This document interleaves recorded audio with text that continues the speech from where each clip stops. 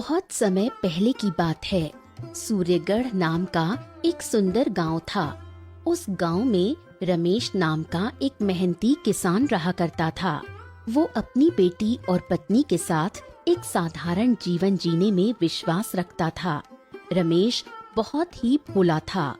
गांव के चालाक लोग अक्सर उसे मूर्ख बनाकर उससे अपना मतलब निकाल लिया करते थे। एक दिन सेठ ने जब रमेश के खेत की लहलहाती हुई फसलें देखी, तब रमेश के पास गया। अरे रमेश, इस बार तुम्हारे खेत में इतनी कम फसल हुई है। एक तो तुम गरीब किसान हो, ऊपर से इतनी कम फसल में तुम्हारा गुजारा कैसे होगा भाई? मुझे तो तुम्हारी बहुत चिंता हो रही है। सेठ जी, इस बार तो मैं बड़ी मेहनत की है, पर आपको मेरी फसल पता नहीं कम क्यों लग रही है। अगर आप कह रहे हैं कि मेरी फसलें अच्छी नहीं है, तो आप ही कोई उपाय बताइए कि मेरी गरीबी भी दूर हो जाए। देखो, वैसे तो मैं तुम्हें कोई सलाह नहीं देना चाहता, लेकिन फिर भी अगर तुम ज्यादा धन कमाना चाहते हो तो मेरे पास एक रास्ता है भाई। मैं तुम्हें इस खेत के बदले में अपना खेत दे देता हूँ। कुछ समय तक तुम मेरे खेत पर काम करना, जब कुछ धन कमा लेना तब हम वापस अदला बदली कर लेंगे। ठीक है सेठ जी, अगर ऐसी बात है तो आप मेरे खेत को ले लीजिए और अपना खेत मुझे दे दीजिए। आप बहुत दयालु हैं, जो मेरी खराब फसलों को भी आप अपनाने को तैयार हैं। अरे, तुम जैसे मूर्ख आदमी से शादी करके मेरी जिंदगी बर्बाद हो गई। तुम्हें पता भी है तुमने क्या किया? एक ही तो जमीन का टुकड़ा था हमारे पास, जिस पर खेती करके हम अपना गुजारा करते थे, और उसे भी तुमने उस लालची सेठ को दे दिया। अरे तुम कुछ नहीं जानती, सेठ जी तो हमारी मदद करने आए हैं। जब उन्होंने देखा कि मेरी कम फसल आई है तो उन्होंने अपनी जमीन मुझे दे दी। अब तुम ही बताओ, ऐसे देवता मनुष्य कहाँ मिलेंगे? पिताजी, वो कोई देवता नहीं है। उन्होंने आपकी उपजाऊ जमीन के बदले अपनी बंजर जमीन आपको सौंप दी। अब देख लेना, आपको वो आपकी जमीन कभी वापस नहीं करेगा। तुम दोनों ना बहुत होशियार बनते हो मेरे आगे। चलो जाओ, अपना काम करो, मेरे काम में टांग मत अड़ाओ, समझी? मैं कुछ भी करता हूँ ना तो तुम लोगों को हमेशा बेकारे लगता है। चलो जाओ यहाँ से, मुझे परेशान मत करो। रमेश गांव के लोगों की मीठी मीठी बातों में आकर अपना नुकसान करवा बैठता था, जिसके कारण रमेश की बेटी प्रिया और पत्नी विमला बहुत परेशान रहा करते थे। अगर प्रिया और विमला रमेश को कुछ समझाने का प्रयास करते थे तो वो उनकी बात भी नहीं सुनता था। माँ, तुम चिंता मत करो, तुम्हारी बेटी के रहते तुम्हें परेशान होने की जरूरत नहीं है। मैं कुछ न कुछ व्यवस्था करूंगी। अब बापू को तो कुछ नहीं कह सकते, लेकिन अब मुझे ही करना होगा ताकि हमारा घर चल सके। प्रिया को कारीगरी करने का बहुत शौक था। वो बहुत सुंदर दुपट्टे बनाकर तैयार करती थी। उसने सोचा, अगर वो सुंदर दुपट्टे बनाकर किसी व्यापारी को दे दे तो घर में थोड़े बहुत पैसे आ जाएंगे। माँ, देखो, मैंने कितना सुंदर दुपट्टा बनाया है। अगर हम इस दुपट्टे को किसी व्यापारी को दे दें तो इसके अच्छे दाम मिल जाएंगे। कम से कम आज के भोजन की व्यवस्था हो जाएगी। हाँ, सचमुच बेटा, ये तो बहुत सुंदर है। तुम एक काम करो, ये दुपट्टा मुझे दे दो, मैं इसे बेच आऊंगी और फिर इसके अच्छे दाम मिल जाएंगे। प्रिया की माँ उसके हाथ से वो दुपट्टा ले लेती है। वो दुपट्टा लेकर बाजार की ओर जाने लगती है, लेकिन फिर उसके कदम रुक जाते हैं। वो एक पेड़ के नीचे जाती है और दुपट्टे को सामने रखकर उसमें आग लगा देती है। ये सच किसी को पता नहीं चलना चाहिए। अगर ये रहस्य किसी के सामने आ गया तो हमारा जीना मुश्किल हो जाएगा। नहीं नहीं, मैं अपने परिवार को और मुसीबत में नहीं डाल सकती। मुझे इस दुपट्टे को अभी मिटाना होगा। प्रिया की माँ जानती थी कि प्रिया के हाथों में अद्भुत रहस्य है और इस रहस्य से प्रिया संकट में पड़ सकती है, इसलिए वो प्रिया का दुपट्टा जला देती है। प्रिया की माँ दुपट्टे को जलता हुआ देखती है और फिर घर चली जाती है। वो काफी मायूस और दुखी थी। प्रिया उसके उतरे हुए चेहरे को देखती है और दुपट्टे के बारे में पूछती है। माँ, क्या हुआ तुम्हें? दुपट्टा किसी ने खरीदा? किसी को पसंद आया? उसके कितने दाम मिले? बोलो ना माँ, क्या हुआ माँ? आप निराश क्यों हो? आपका उतरा हुआ चेहरा देखकर मुझे अच्छा नहीं लग रहा। बोलो ना माँ। बेटी, तू ये दुपट्टे बनाने का काम छोड़ दे। तेरा दुपट्टा किसी को पसंद नहीं आया, किसी ने उसे नहीं खरीदा। इस कारण मैं दुखी हो गई। तू दूसरा काम कर ले बेटा, दुपट्टे मत बनाया कर। लेकिन माँ, मैंने उस दुपट्टे पर बहुत मेहनत की थी। आपने वो दुपट्टा कहाँ रखा? मुझे दे दो, मैं उसे संभाल कर रख देती हूँ। क्या हुआ अगर उसे किसी ने नहीं खरीदा तो? कोई बात नहीं, मैं उसे अपने पास रखूंगी। बेटा, दुपट्टा मैंने किसी गरीब भिखारी को दे दिया। मैंने सोचा इसे कोई खरीद नहीं रहा है तो क्यों ना ये किसी जरूरतमंद के काम आ जाए, इसलिए मैंने उसे रास्ते में ही दे दिया। तू कोई और युक्ति सोच, इस काम में कुछ नहीं रखा है। अपनी माँ की बात सुनकर प्रिया निराश हो गई, क्योंकि दुपट्टे बनाने के अलावा उसे दूसरा कोई काम नहीं आता था। एक दिन जब प्रिया की माँ घर पर नहीं थी और वो अकेली बैठी हुई थी, तब उसने फिर से एक दुपट्टा तैयार किया और उसे घर के बाहर सूखने के लिए डाल दिया। कितना सुंदर दुपट्टा है ये, कोई नहीं खरीदेगा तो क्या हुआ, ये मुझे पसंद है। मैं ही इसे इस्तेमाल कर लूंगी या फिर माँ को दे दूंगी, कम से कम हम दोनों के काम आएगा। प्रिया घर के अंदर चली गई। बाहर दुपट्टा सूख रहा था।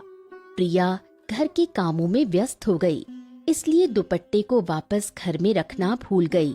इसी रास्ते से व्यापारी संतराम गुजर रहा था।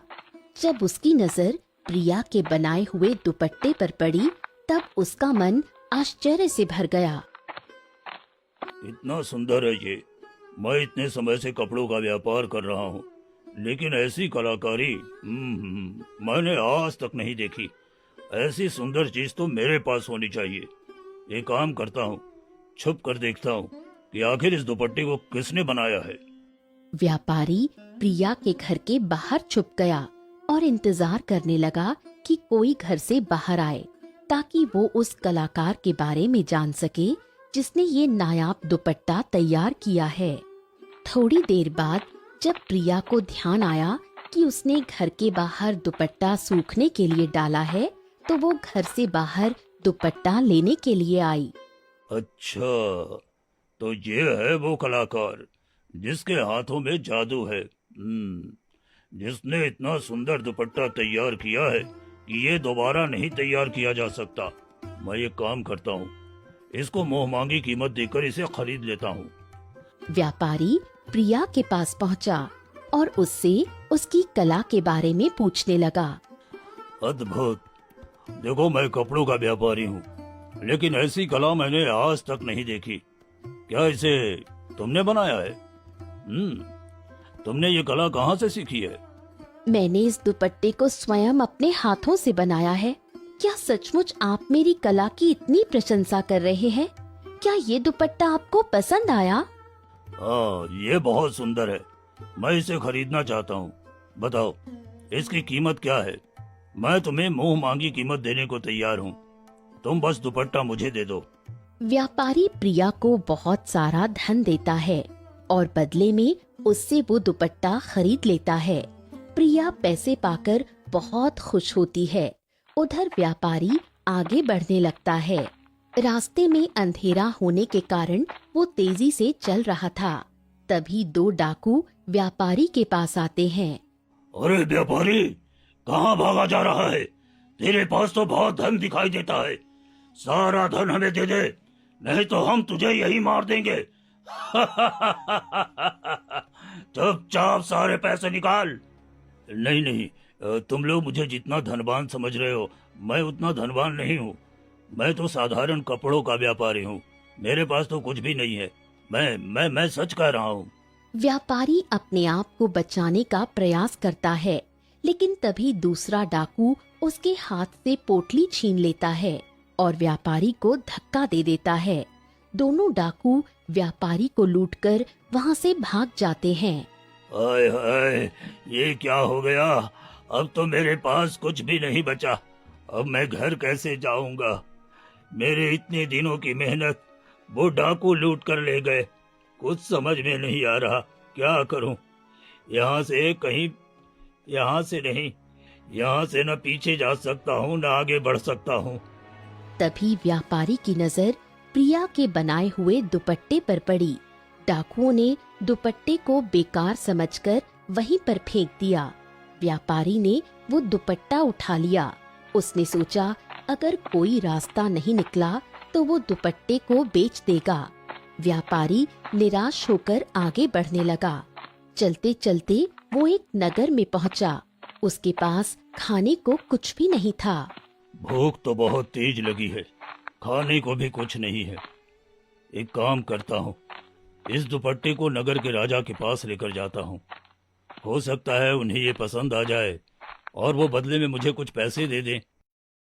व्यापारी नगर के राजा के दरबार पहुंचा, जहां घमंडी राजा अपने सिंहासन पर बैठा हुआ था और रानी भी उस दरबार में मौजूद थी।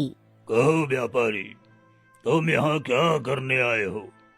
दरबार ने हमें बताया है कि तुम्हारे पास कोई नायाब चीज है जिसे तुम हमें दिखाना चाहते हो। बताओ, कहाँ है वो सामान? ऐसी कौन सी चीज है जिसके लिए तुम इतने उत्सुक हो? महाराज, आप भी इस उपहार को देखेंगे तो जरूर बहुत खुश होंगे, क्योंकि ये एक अद्भुत कला है और इसे मैं बड़ी मुश्किल से आपके लिए लेकर आया हूँ। आप भी देखिए महारानी, ये आपको बहुत पसंद आएगा।